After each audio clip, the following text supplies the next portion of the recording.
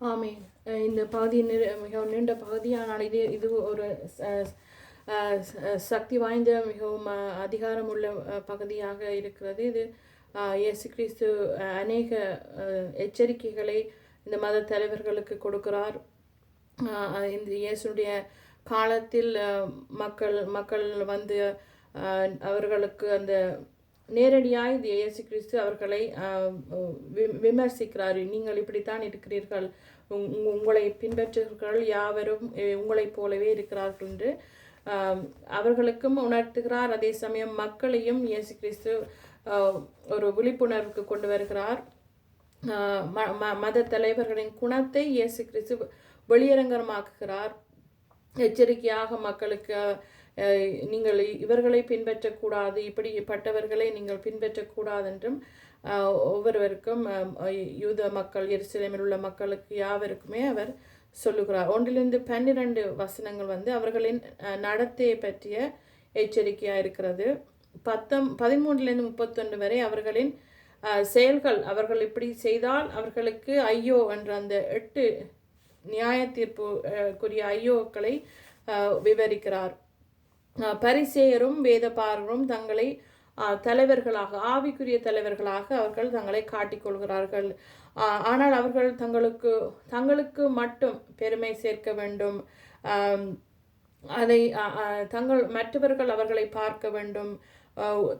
ஆனால் அவர்கள் செய்வதெல்லாம் வந்து வெளிப்புறமான விஷயங்களாயிருக்கிறது. உண்மையான தேவனை அவர்கள் தேடுவதில்லை, மனம் திரும்புதலை அவர்கள் விரும்புவதில்லை. அதே நேரம் மக்களை அவர்கள் தேவனோடு மக்கள் உறவாடுவதற்கும் அனுமதிப்பதில்லை.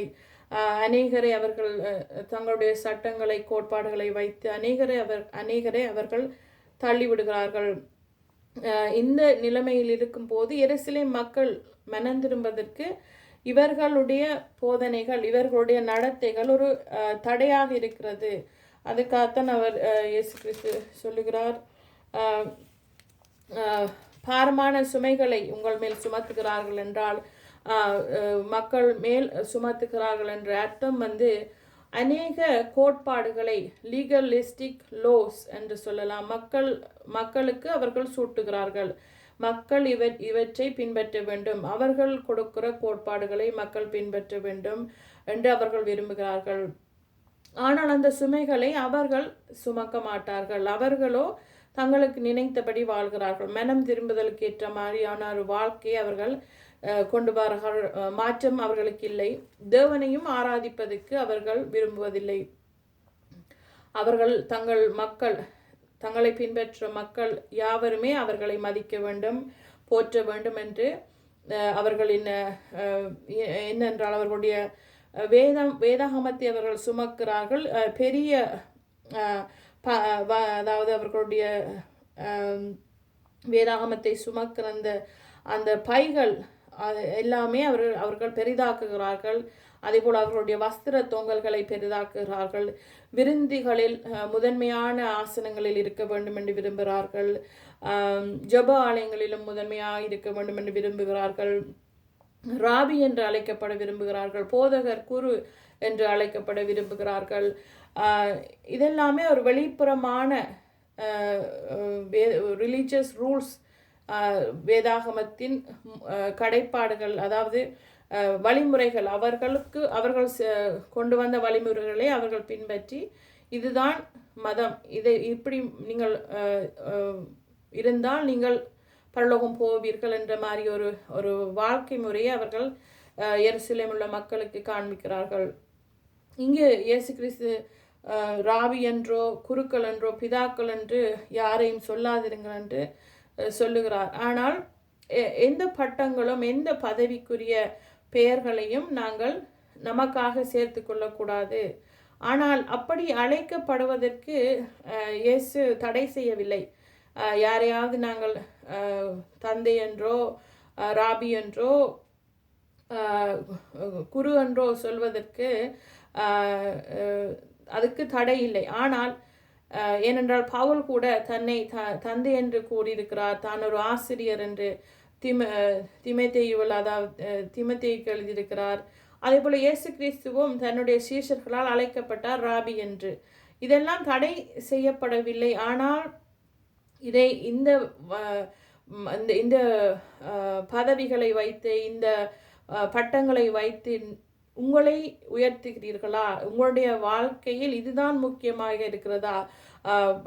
பட்டங்களை சுமத்தி அது அதிகாரத்தை பெறுவது, இல்லாவிட்டால் இப்படிப்பட்ட பேரை என்னுடைய வாழ்க்கையில் நான் கொண்டு வந்தால் எனக்கு ஒரு புகழ் கிடைக்கும், எனக்கு ஒரு அதிகாரம் கிடைக்கும், மற்றவர்கள் என்னை வாழ்த்துவார்கள், இப்படியான நோக்கத்தோடு அந்த புகழ்களை அந்த அந்த பெயர்களை நம்முடைய வாழ்க்கையில் நாம் சூட்ட விரும்பக்கூடாது. மற்றவர்கள் எங்களை ஒரு விதமாய் அழைத்தார், ராபி என்றோ இல்லாவிட்டால் குரு என்றோ தந்தை என்றோ அழைத்தால் அதை தடை செய்யப்படவில்லை. ஆனால் நாம் அதை மற்றவர்களுக்கு சொல்லுகிறோமா? நீங்கள் என்னை இப்படி தந்தை என்று கூப்பிடுங்க, என்னை பாஸ்டர்னு கூப்பிடுங்க, என்னை ஊழியக்காரர் என்று கூப்பிடுங்க, இப்படி ஆக நாங்கள் அவர்களே கேட்டு வாங்கினால் அவர்கள் தங்களுக்குள் அந்த பெருமையை சேர்க்க விரும்புகிறார்கள். தாங்கள் குருக்கள் என்று அழைக்கப்பட விரும்புகிறார்கள், போதகர் என்று அழைக்கப்பட விரும்புகிறார்கள். ஏனென்றால் அதில் ஒரு அந்த அதிகாரத்தை தான் அவர்கள் விரும்புகிறார்கள்.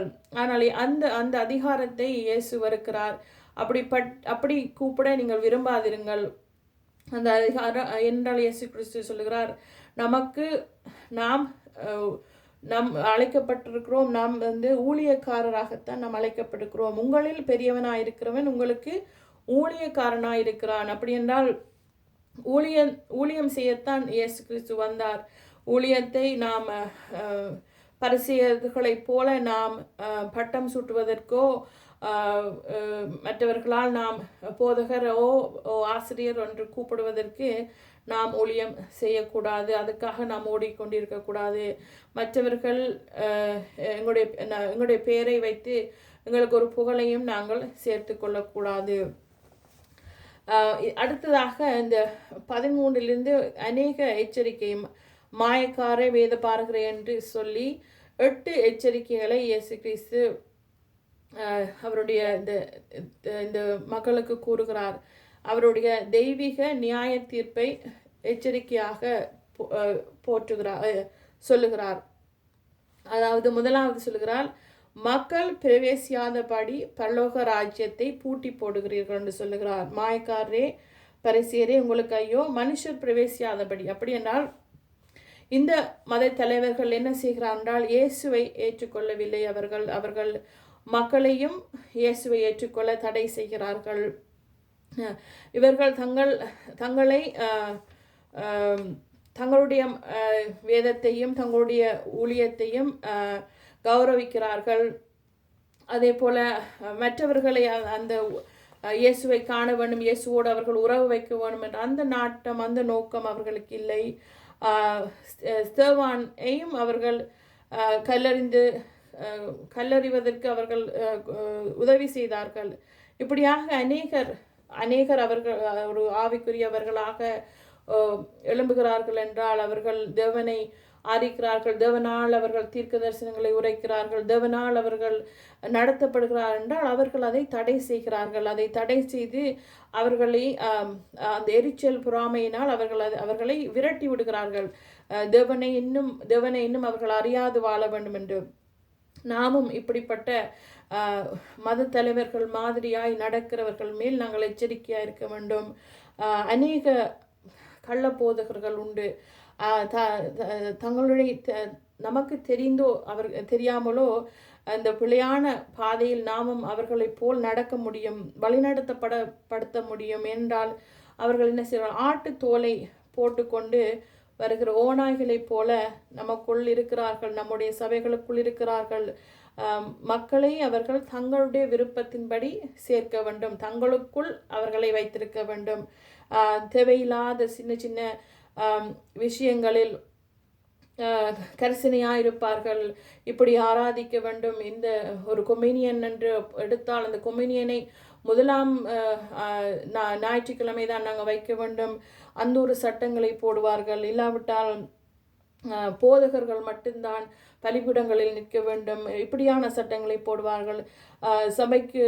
சபைக்கு கட்டாயம் வருவது என்று அந்த ஒரு கட்டளையும், ஆனால் சபை கூடுதலை விட்டுவிடாதீர்கள் என்றும் தேவன் சொல்லியிருக்கிறார். ஆனால் உங்களுக்கு பலவீனமாக இருக்கிறது என்றால் நீங்கள் அந்த கோயிலுக்கு போகாமல் நீங்கள் இன்னொரு நாள் கோயிலுக்கு போனால் அது தவறாக கருதப்படாது. ஆனால் இப்படியான சட்டங்களை கடைபிடிக்க வேண்டும் என்று அந்த சிறிய விஷயங்களில் அவர்கள் கவனம் செலுத்துகிறார்கள். இப்படியான போதகனைகளை கொண்டவர்கள் நாங்கள் எச்சரிக்கையாக இருக்க வேண்டும். கடவுளுடைய ராஜ்யத்தின் திட்டங்களை அவர்கள் மக்களுக்கு மறைக்கிறார்கள்.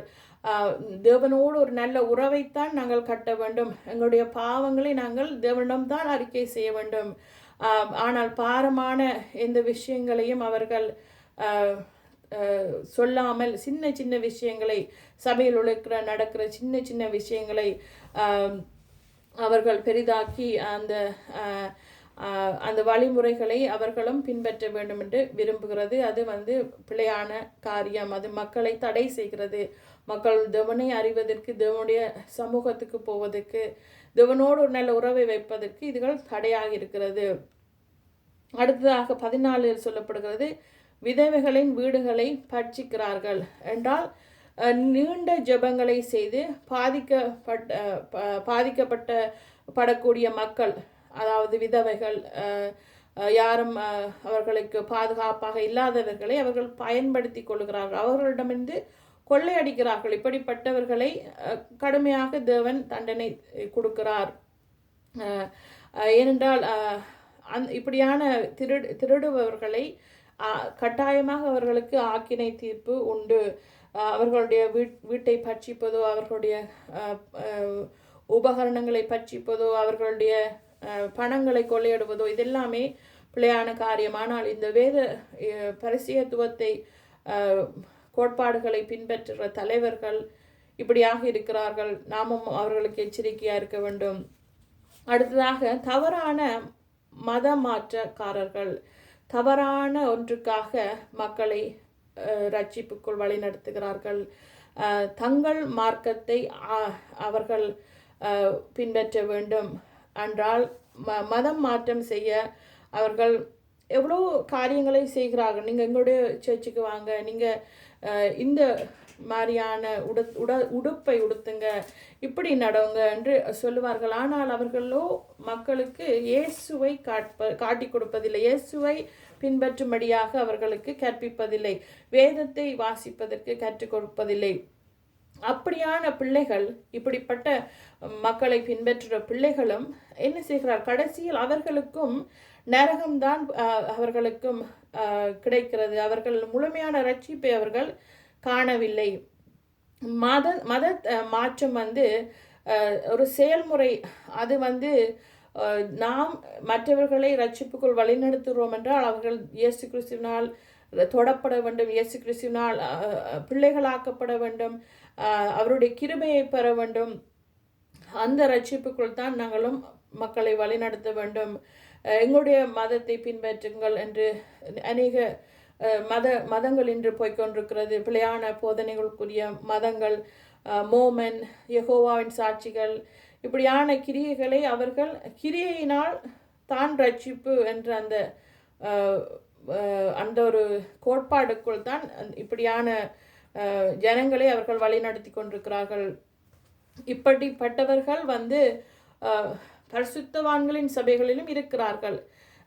ஏனென்றால் நம்முடைய சபையிலும் சிலர் செழிப்பை பற்றியே பேசுவார்கள், செழிப்பின் உபதேசத்தை பற்றியே பேசுவார்கள், சமூக உபதேசத்தை பற்றியே பேசுவார்கள். மத வழிபாட்டு முறைகளை கடைபிடிக்க சபைக்கு ஓடோடி வாங்க என்று சொல்வார்கள். இது எல்லாமே மக்களை பிழையான நம்பிக்கைக்கு கொண்டு போகிறது. இதையே நம்பி பின்பற்றுகிறவர்களுடைய வாழ்க்கை கடைசியில் நரகத்துக்கு தான் அவர்கள் போவார்கள். இவர்களும் இந்த பரிசுத்தத்துவத்தை தான் பின்பற்றுகிறார்கள். அடுத்தது 4வது ஐயோன்னு சொல்லப்படுகிறது, குருட்டு வழிகாட்டிகள், பொய் சத்தியக்காரர்கள், பொய்யாக சத்தியங்களை செய்கிறார்கள். சத்தியம் தொடர்பான பொண்ணுக்கு மதிப்பு கொடுத்து சபையில் பரிசுத்தத்தை விட பொருட்களுக்கு முக்கியத்துவம் கொடுக்கிறார்கள். பலிபீடத்தின் மேல் சத்தியம் பண்ணுகிறார்கள். இயேசுதான் நமக்கு பலிபீடம், இயேசுதான் நம்மை ரட்சித்தார், அவருடைய சிலுவை மரணம் தான் நம்மை ஜெயித்தது, நம்முடைய ரட்சிப்பு அவரால் தான் வந்தது. அப்படி என்றால் நாம் சத்தியம் பண்ணும்போது எந்த சத்தியமும் இயேசுடன் தான் போகிறது. நாம் எதை வைத்து சத்தியம் பண்ணினாலும், ஒரு பலிபீடத்தை வைத்தோ, ஒரு பொன்னை வைத்தோ, ஒரு ஆலயத்தை வைத்தோ நாங்கள் சத்தியம் பண்ணினாலும் அந்த சத்தியத்தை கேட்கிறவர் இயேசு கிறிஸ்து. அவருக்கு நாங்கள் கணக்கு கொடுக்க வேண்டும். எல்லாம் தேவனிடமிருந்து நாங்கள் பெற்றுக்கொள்கிறோம். அப்படி என்றால் நாம் சத்தியமே செய்ய தேவையில்லை. ஏன்னா தேவனோடு நாம் உறவு வைத்திருந்தால் நாம் அந்த சத்திய பிரமாணம் என்ற காரியமே நாம் செய்ய வேண்டியதில்லை. நாம் பேச்சு ஆம் என்றும் இல்லை என்றும், இல்லை என்றால் இல்லை, ஆம் என்றால் ஆம் என்று இருந்தால் நமக்கு சத்திய பிரமாணம் தேவையில்லை. நேர்மையான ஒரு பேச்சு வழிமுறை நமக்கு இருக்க வேண்டும். நேர்மையாய் நாம் தேவனோடு அந்த உறவை தொடர்ந்து நடத்தினால் நமக்கு சத்திய பிரமாணம் தேவையில்லை. ஆனால் இங்கு இவர்கள் பரிசேயர்கள் எல்லா விதத்தையும் எல்லாம் வைத்து அவர்கள் சத்தியம் செய்கிறார்கள். பொன்னை வைத்து செய்கிறார்கள், தேவனுடைய பலிபீடங்களில் காணிக்கையை செய்கிற பலிபீடத்தின் மேல் சத்தியம் பண்ணுகிறார்கள். இப்படியெல்லாம் நாம் செய்ய தேவையில்லை. அடுத்ததாக கனமான காரியங்களை புறக்கணிக்கிறார்கள். அதாவது எது மகிமைக்குரிய காரியங்கள் அவர்கள் அதை புறக்கணிக்கிறார்கள். இது 23 இருக்கிறது. மாயக்காரை வேத பார்க்கிறே பரிசேரி உங்களுக்கு ஐயோ, போஜன பான பாத்திரங்களில் வெளிப்புறத்தை சுத்தமாக்குறீர்கள் என்றால் அவர்களுடைய சிறிய சட்டபூர்வமான பிரச்சனைகளில் தான் அவர்கள் ஒரு கரிசனையாக இருக்கிறார்கள். அது தசமபாகம் கொடுப்பதில் சட்டத்தில் முக்கியமானதை விட்டு விடுகிறார்கள். நீதி, கருணை, விசுவாசம் இவற்றையெல்லாம் புறக்கணிக்கிறார்கள். தசம பாகத்தை அவர்கள் கொடுக்க விரும்புகிறார்கள். ஆனால் நாமும் தசம பாகம் கொடுக்க வேண்டும். ஆனால் அதை மேல் நாங்கள் கரிசனையாய் வைத்து நாம் தேவனிடமோ கோயில்களுக்கோ ஆலயங்களுக்கோ நாம் போகக்கூடாது. நாம் கொடுப்பது நம்முடைய தியாகத்தினால், நம்முடைய மனரம்பியத்தினால் நமக்கு தேவன் கொடுத்தார் என்று நாம் கொடுப்பது தான் தசம பாகம். அப்படி நாம் செய்ய வேண்டும். ஆனால் இவர்கள் மற்றவர்களுக்கு காண்பிக்க வேண்டும் என்று கொடுக்கிறார்கள். தாங்களும் தேவனுடைய ராஜ்யத்தில் நிற்கிறோம், தாங்களும் வெளிப்படையான ஊழியங்களை செய்கிறோம் என்று. ஆனால் இவர்களுடைய வாழ்க்கையில் ஒரு மாற்றம், வாழ்க்கையில் ஒரு மனம் திரும்புதல் இல்லை. மரபுகளை பின்பற்றுகிறார்கள். சட்டபூர்வமாக கொடுக்கிற அந்த ரூல்ஸை பின்பற்றுகிறார்கள். உண்மையிலே இவர்களை பார்த்தால் இவர்களுக்கு இன்னும் தொடர்ந்து இவர்களுடைய இந்த வேதாகமத்தில் மத்தேயு முழுமையாக பார்த்தால் இவர்களுக்கு ஒரு கல்லான இருதயம் தொடர்ந்து இருக்கிறதை நாங்கள் பார்க்கிறோம். இருதயமோ மாற்றப்படவில்லை. இரக்கம் காண்பிக்கவே அவர்களால் முடியவில்லை. தங்களுக்குள் மக்களை அவர்கள் அடக்க வேண்டும். அப்படியாகத்தான் அவர்களுடைய கொள்கை இருக்கிறது. இயேசுவை மக்கள் காணவும் கூடாது என்ற மாதிரி இயேசுவை கொலை செய்வதற்கு அவர்கள் திட்டமிடுகிறார்கள். அவர்கள் இயேசுவை வெறுக்கிறார்கள்.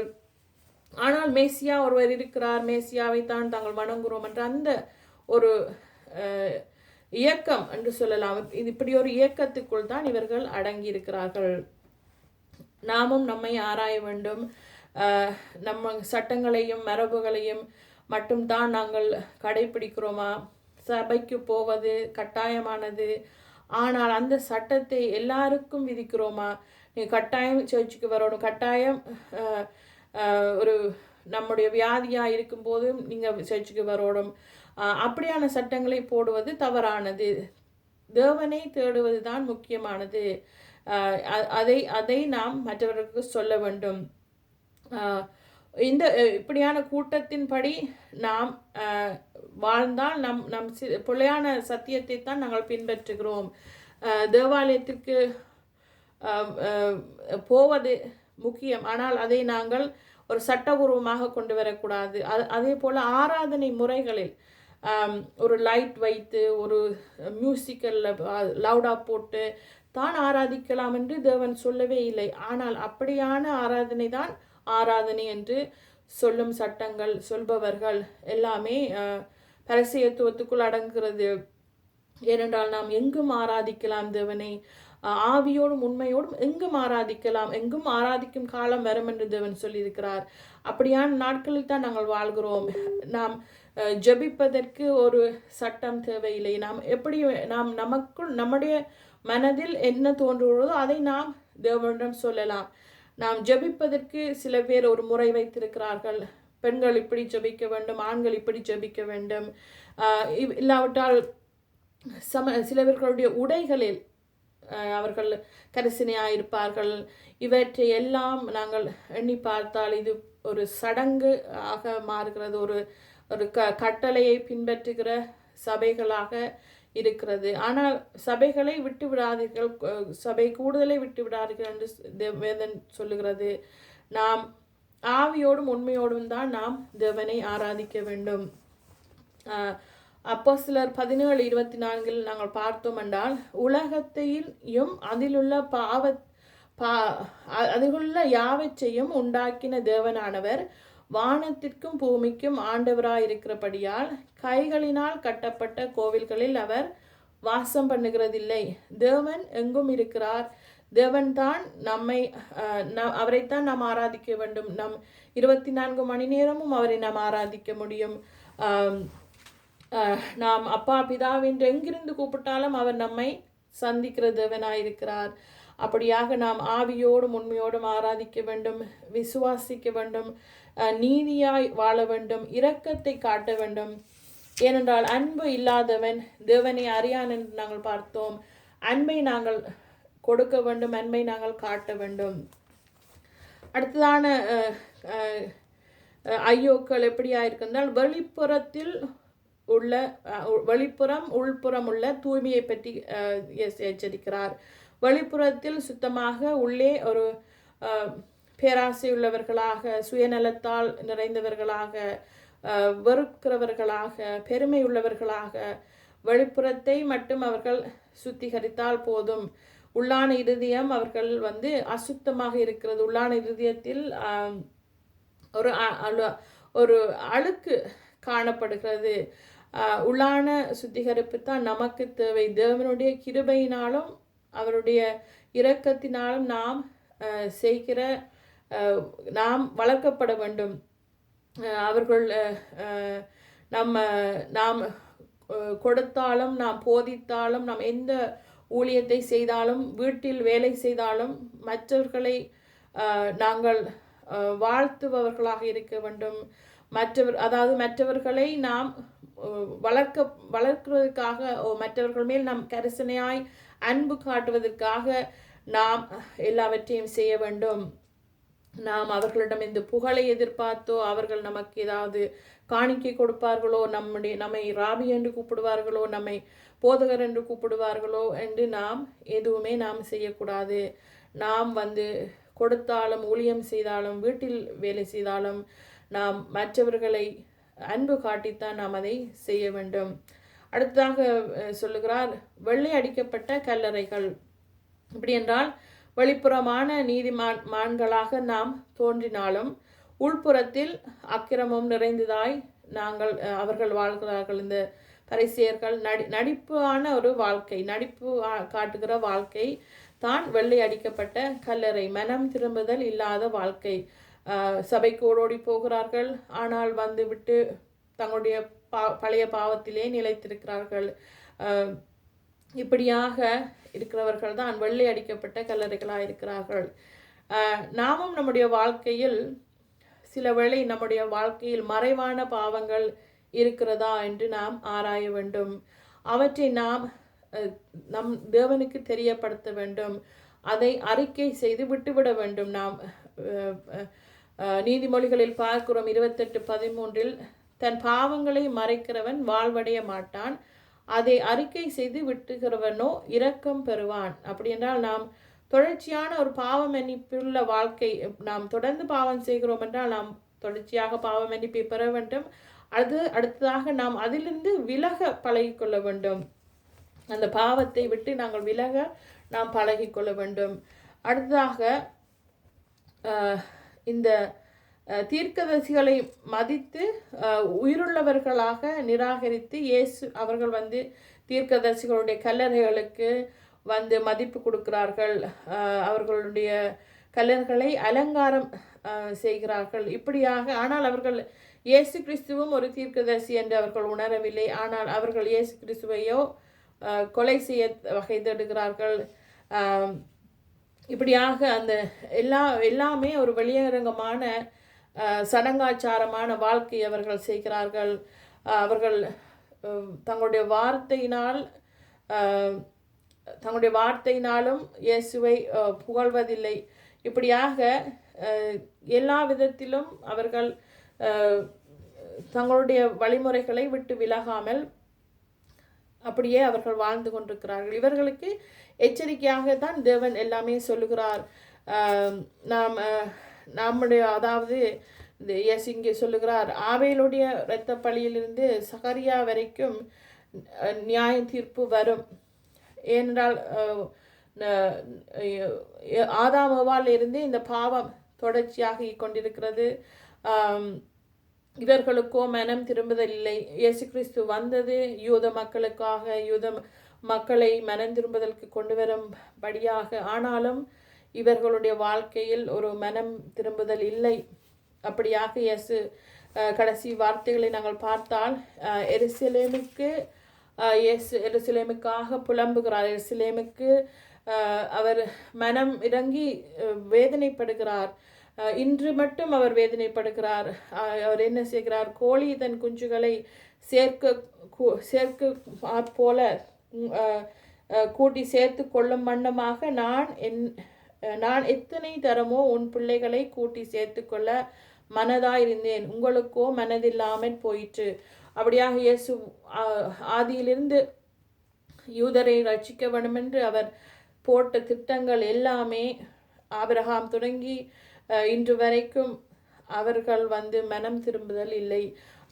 அப்படியாக இன்னும் தேவன் நமக்காக இன்னும் அவர் பரிதபிக்கிறார். நமக்காக அதாவது யூத மக்கள் மனம் திரும்ப வேண்டும், எருசலேமில் உள்ள மக்கள் மனம் திரும்ப வேண்டும்.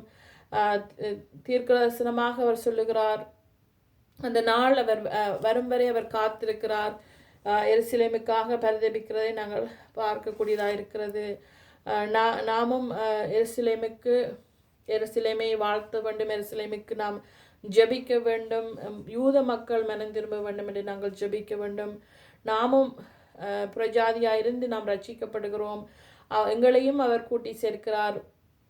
அப்படியாக அவர் இன்னும் எருசலேமின் யூத மக்களுக்காக இன்னும் அவர் பரிதபிக்கிறார் என்பதை நாங்கள் இந்த வசனங்களூடாக நாங்கள் பார்க்கலாம். ஆமேன். உங்களுக்கும் ஏதாவது கேள்விகள் இருந்தால் கேட்கலாம்.